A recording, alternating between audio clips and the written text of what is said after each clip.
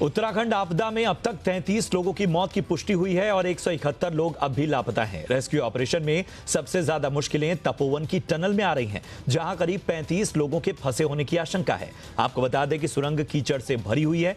ऐसे में rescue team को अंदर जाने में काफी मुश्किलें आ रही हैं। रेस्क्यू ऑपरेशन में जुटे जवानों की पूरी कोशिश है मलबे में फंसी हर जिंदगी को बचा लिया जाए।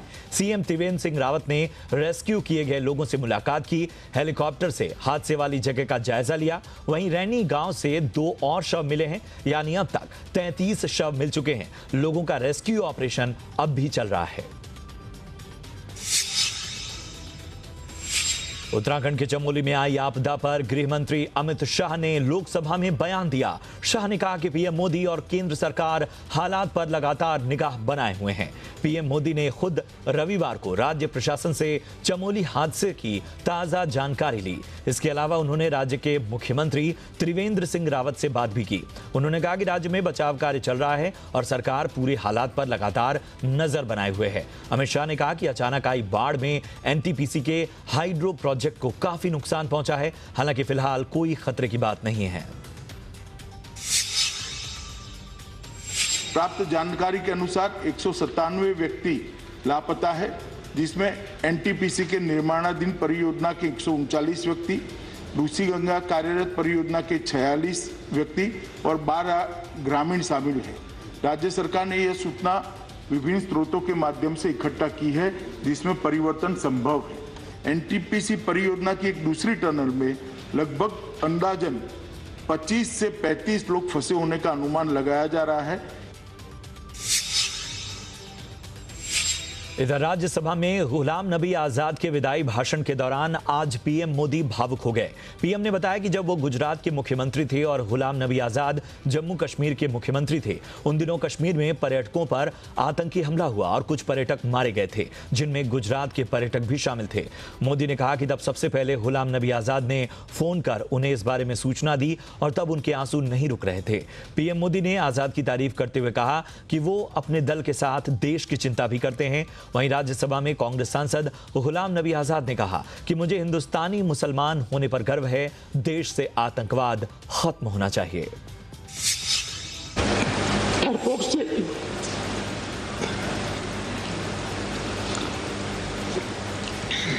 उन्होंने मुझे फोन किया और जैसे अपने परिवार के सदस्य की चिंता करें,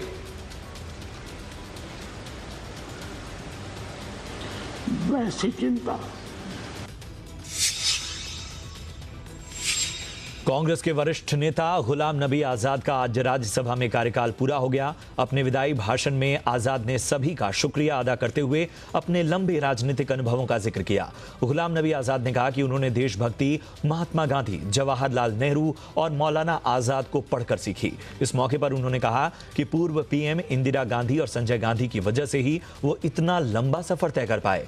गुलाम नबी आजाद ने कहा कि वो उन खुशकिस्मत लोगों में से हैं जो कभी पाकिस्तान नहीं गए। वो जब भी पाकिस्तान के हालात को देखते हैं, पढ़ते हैं, तो उन्हें हिंदुस्तानी मुसलमान होने पर गर्व महसूस होता है। आजाद ने कहा कि विश्व में अगर किसी मुसलमान को गौरव होना चाहिए तो हिंदुस्तान के मुसलमानों को वो गौरव हासिल होना चाहिए। मुझे गौरव महसूस होता है, मुझे फख्र महसूस होता है कि हम हिंदुस्तानी मुसलमान। किसी मुसलमान को अगर गौरव होना चाहिए, वो हिंदुस्तान के मुसलमान को गौरव होना चाहिए। लोकसभा में कांग्रेस के नेता राहुल गांधी कोई बयान नहीं देंगे। पार्टी का कहना है कि कांग्रेस किसी भी कीमत पर किसान आंदोलन से ध्यान नहीं भटकाना चाहती। राहुल गांधी भी समय समय पर किसानों का जोश बढ़ाने का काम करते रहते हैं, इसलिए फैसला लिया गया है कि वो लोकसभा में राष्ट्रपति के अभिभाषण पर कोई भाषण नहीं देंगे। सूत्रों के मुताबिक राहुल पहले किसान आंदोलन पर लोकसभा में बोलने वाले थे, जिसके जरिए वो किसानों का मुद्दा लोकसभा में उठा सकें, लेकिन अब उनका प्रोग्राम बदल गया है। गणतंत्र दिवस के मौके पर ट्रैक्टर रैली के दौरान दिल्ली के लाल किले में हुई हिंसा पर दिल्ली पुलिस को बड़ी कामयाबी मिली है। हिंसा के मुख्य आरोपी दीप सिद्धू को कोर्ट ने 7 दिन की पुलिस हिरासत में भेज दिया है। हालांकि दिल्ली पुलिस ने सिद्धू की 10 दिनों की रिमांड मांगी थी। दिल्ली पुलिस की दलील थी कि उसके पास सिद्धू के खिलाफ वीडियोग्राफी सबूत हैं, जिसमें वो लोगों को भड़काते हुए और सार्वजनिक संपत्ति को नुकसान पहुंचाने के लिए कह रहा है। वीडियो में साफ दिख रहा है कि वो जुगराज सिंह के साथ झंडे और लाठी के साथ लाल किले में एंट्री कर रहा है। पश्चिम बंगाल विधानसभा चुनाव से पहले पार्टियों में जुबानी जंग के साथ साथ आरोप प्रत्यारोप का दौर जारी है। इसी कड़ी में ममता बनर्जी का नाम भी शामिल हो गया है। ममता ने केंद्र सरकार पर गंभीर आरोप लगाते हुए कहा कि राज्य सरकार ने केंद्र को किसानों की लिस्ट भेजी थी, लेकिन केंद्र सरकार ने प्रधानमंत्री किसान योजना के तहत पैसा नहीं दिया। ममता ने बीजेपी पर भी हमला किया। ममता ने कहा कि बीजेपी झूठे दावे कर रही है कि पश्चिम बंगाल सरकार किसानों को पैसे नहीं दे रही, जबकि टीएमसी हमेशा किसानों के साथ खड़ी रहती है। वहीं भारतीय जनता पार्टी के अध्यक्ष जेपी नड्डा ने भी पश्चिम बंगाल में एक रैली में ममता बनर्जी पर निशाना साधा। नड्डा ने कहा कि पश्चिम बंगाल की जनता अब बदलाव चाहती है। उन्होंने कहा कि बीजेपी की परिवर्तन यात्रा ममता बनर्जी के शासन के खिलाफ निकाली जा रही है। जहां पीएम मोदी ने लोगों के साथ न्याय किया, वहीं ममता बनर्जी लोगों को धोखे में रख रही हैं। वो मां, माटी, मानुष के बारे में बात करती हैं, लेकिन ममता बनर्जी के शासनकाल में माओं का सम्मान नहीं हुआ, माटी की रक्षा नहीं हुई और मानुष के लिए कुछ भी नहीं किया गया। जम्मू और कश्मीर में 370 हटाए जाने के बाद हुए काम की पीडीपी के नेता ने तारीफ की है। राज्यसभा में पीडीपी सांसद एमएम फैयाज ने कहा कि धारा 370 हटाए जाने के बाद राज्य में केंद्र सरकार काफी अच्छा काम कर रही है। फैयाज ने कहा कि जो अच्छे काम होते हैं उनकी तारीफ होनी चाहिए। कल तक जंगल से लकड़ी काटकर लाकर खाना बनाने वाली राज्य की महिलाओं को उज्ज्वला योजना का फायदा मिल रहा है। आज सभी महिलाएं एलपीजी पर खाना बना रही हैं। केंद्रीय मंत्री पीयूष गोयल और जितेंद्र जैसे नेताओं ने राज्य की भलाई के लिए अच्छे काम किए हैं। बता दें कि फैयाज वही सांसद हैं जिन्होंने आर्टिकल 370 हटाए जाने के बाद राज्यसभा में अपना कुर्ता फाड़ लिया था।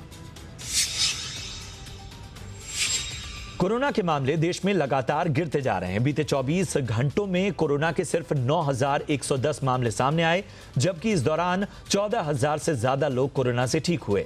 इसके बाद कोरोना से ठीक होने वालों की कुल संख्या 1,05,48,000 से ज्यादा हो गई है।